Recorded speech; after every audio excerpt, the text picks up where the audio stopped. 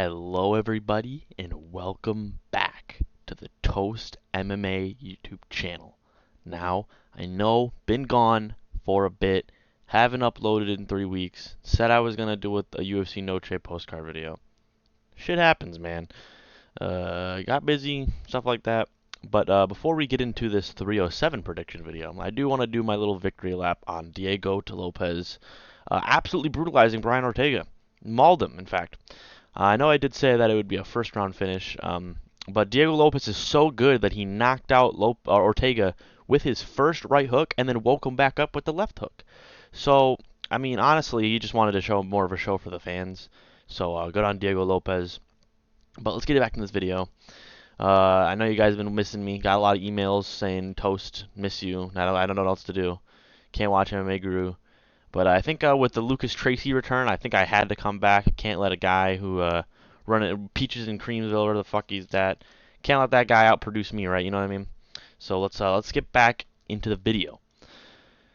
So, starting off the card with Court McGee versus Tim Means. Now, this is a geriatric old man battle. They're basically throwing in two people from the homeless shelter, throwing them against each other. That's what the Court McGee versus Tim Means at this point. Both of these guys have not won many fights in their last four. Both are 1-3 in their last four. But I will be going with Court McGee in this fight. Tim Means is a pretty sizable favorite, which is kind of surprising to me. Tim Means has had less success, in my opinion, recently than Court McGee has had. Now, Tim Means does have a win over Andre Fialho. Dude has zero chin and he sucks. So I don't really count that as like a really good win. Got slept by Medic, lost to Moreno, Max Griffin, and Kevin Holland. Court McGee has some of the similar losses, like losing to Alex Moreno, but he got decisioned by him and not finished. But then was also finished by Matt Brown and Jeremiah Wells. I don't think getting KO'd by either of them is the craziest thing ever. But anyway, and I think Court McGee trains elevation, and this is at Salt Lake City. So I just think Court McGee is a much safer pick here. So I will be going with Court McGee. Moving on to Carla Esparza versus Tecia Pennington. Carla Esparza retirement fight. I will be going with Carla Esparza. I just personally think that she has too many good wins for you to not pick her. You could say age maybe could be a reason to pick against Carla Esparza, but I don't think she's fought enough or taken enough damage to where that really changed anything about her. Lost to Weili Zhang in her last fight. Not a bad loss, obviously, but I think if I remember correctly, she had some pretty successful wrestling in the first round. Even got Weili down in the second round, but got choked with this really modified like rear naked choke like on the side. Super weird. But Carla Esparza has wins over Michelle Waterson Gomez, Marina Rodriguez, Rose Namajunas twice, Alexa Grasso. Like I just think that she's gonna be able to out wrestle Tecia Pennington and take the victory here. Moving on to Ryan Spann versus Ovince St. Preux OSP. I would absolutely, there is nothing more in the world that I would love than OSP fluking out another win. Sadly, do not think that's happening. OSP got a win over Kennedy Izujuku in his last fight, which was astonishing. I thought what was going to happen in this fight was going to happen in that fight. I would be picking Ryan Spann by brutal KO. Ovince St. Preux is in his 40s, and as much as Ryan Spann literally sucks, he's like the most good worst fighter ever. He was very competitive with Nikita Krylov in the grappling when they fought, but he got submitted. But losing to Anthony Smith twice is something astounding. Getting sunned by him in the first fight and then not taking any of the leg kicks that were presented to you in the second fight is crazy. So, yeah, I will be picking Ryan Spann by KO. Would absolutely love an OSP flukage again. Do not see it's happening, though. I think he'll probably retire here. Moving on. Cesar Almeida versus Ihor Potieria. I will be going with Cesar Almeida. I just think he's overall better than Ihor Potieria. I think the only chance that Ihor has is by taking him down, but I don't even think he would be able to take down Cesar Almeida. I think Cesar Almeida is just a better boxer and kickboxer overall. So I'll probably go with him by decision, and Ihor is not very good. I think he only has like one win in the UFC, if I'm going to be honest. Let me double check that. He's either got like one or two, and they're not very good. Yeah, Shogun and Robert Brychek. I don't know who that is. So I'm going to be taking Cesar Almeida. Now, this is an interesting one. Austin Hubbard versus Alexander Hernandez. So, Alexander Hernandez gasses a lot, but he's fighting at lightweight, which I think he's significantly better at lightweight than he is at featherweight. But this is at elevation, and I could definitely see him gassing.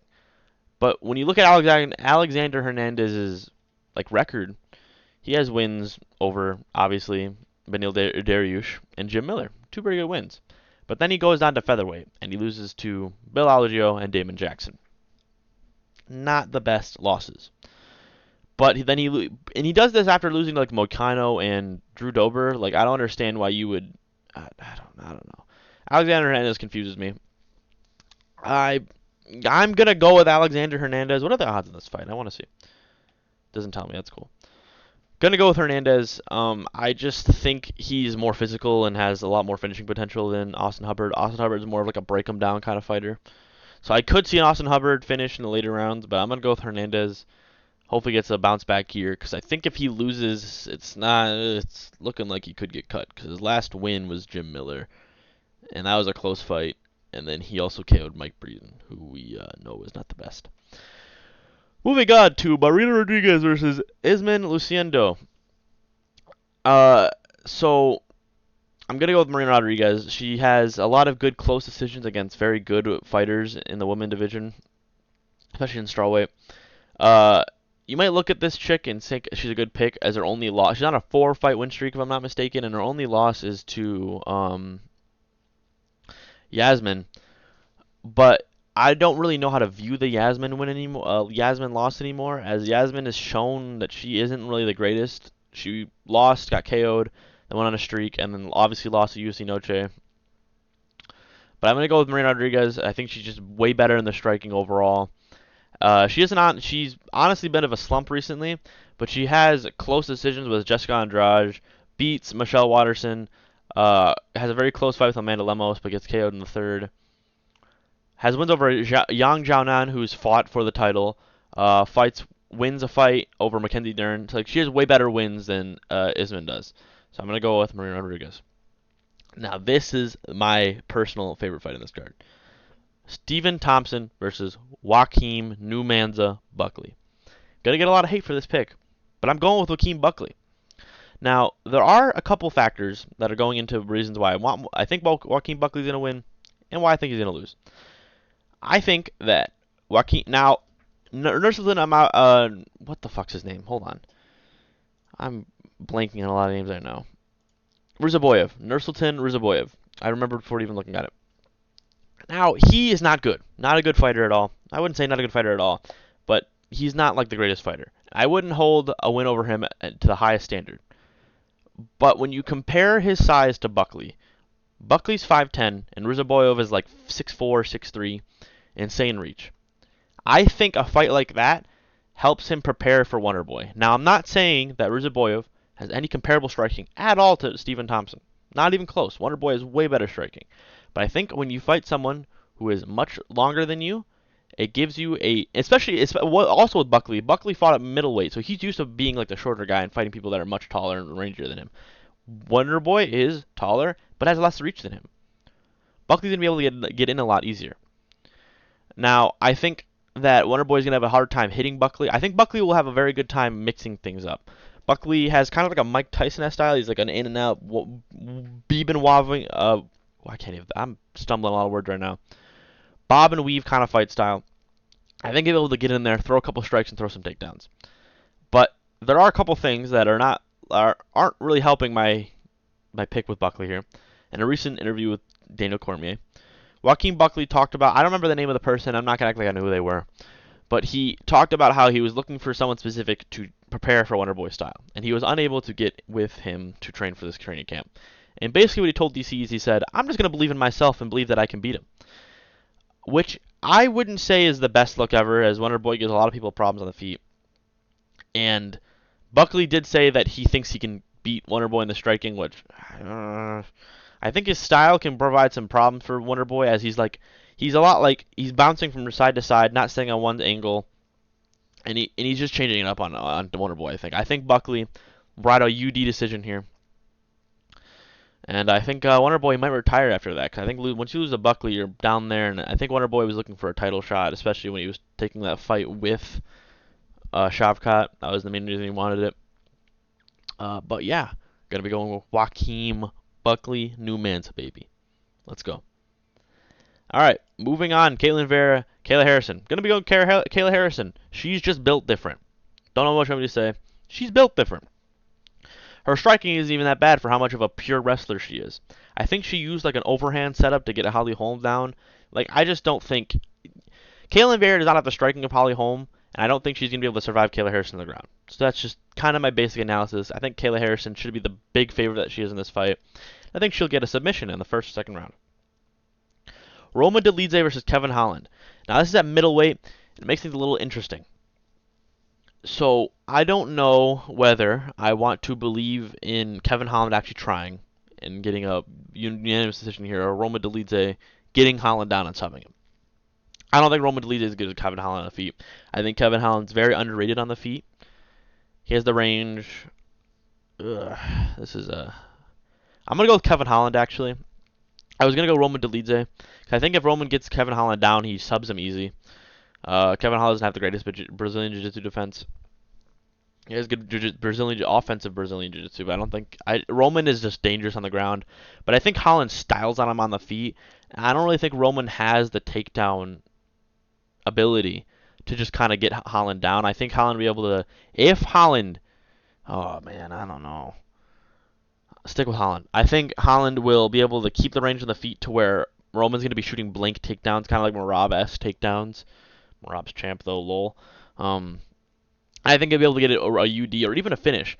But I don't know if he'll get a finish because Roman's chin's kind of crazy. Amavov was fucking laying into him and he couldn't finish him. But, yeah. I think I'll be riding with Kevin Holland. Would not be surprised with a Dolidze sub here or upset. What are the odds for this fight? Yeah, slight favorite. Makes sense. Now, another great fight in this card. Jose Aldo versus Mario Bautista.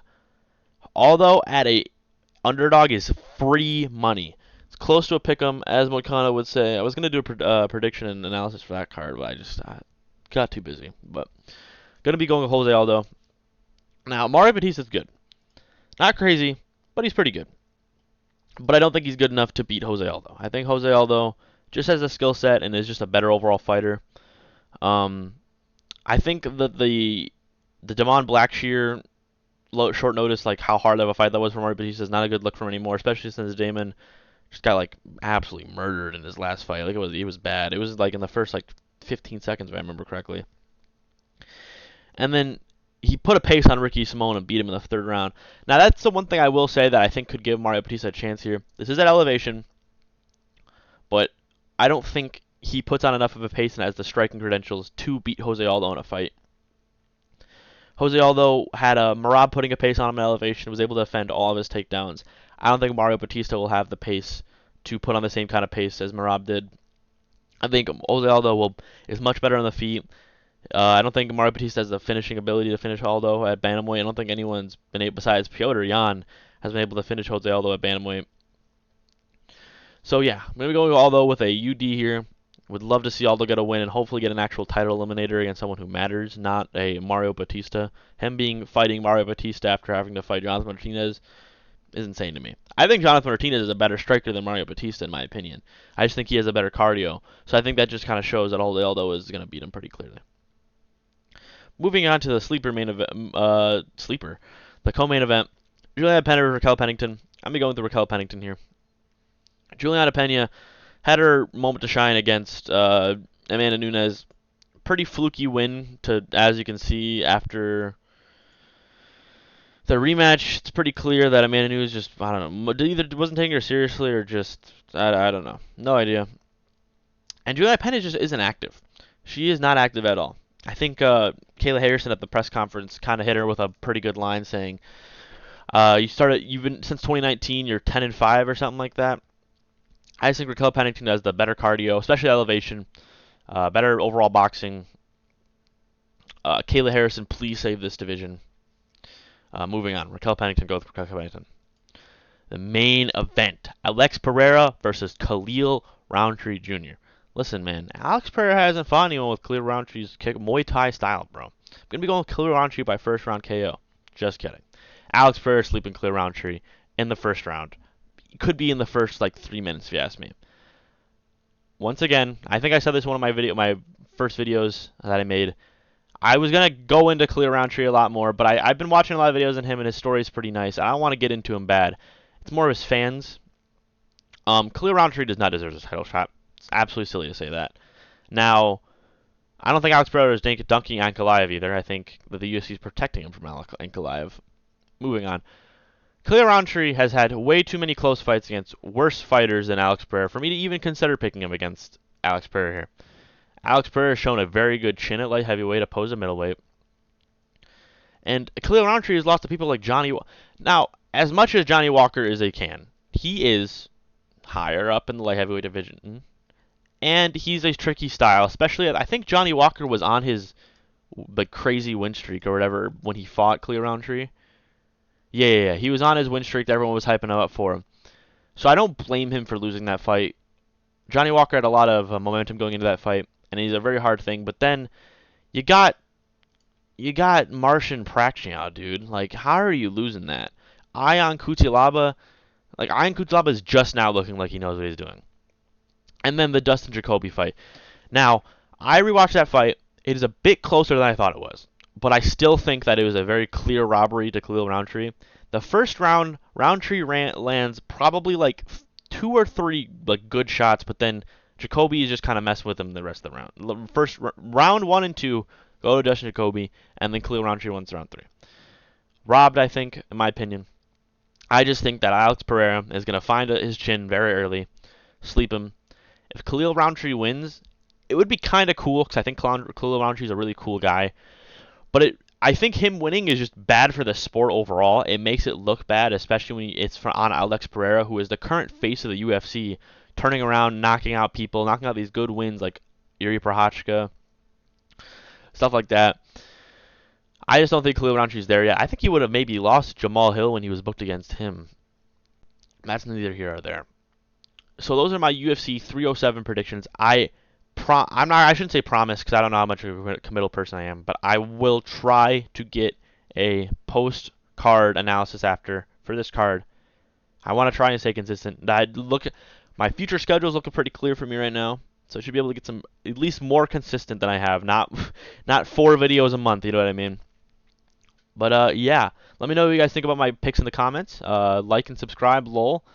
Yeah, this is Toast MMA signing out.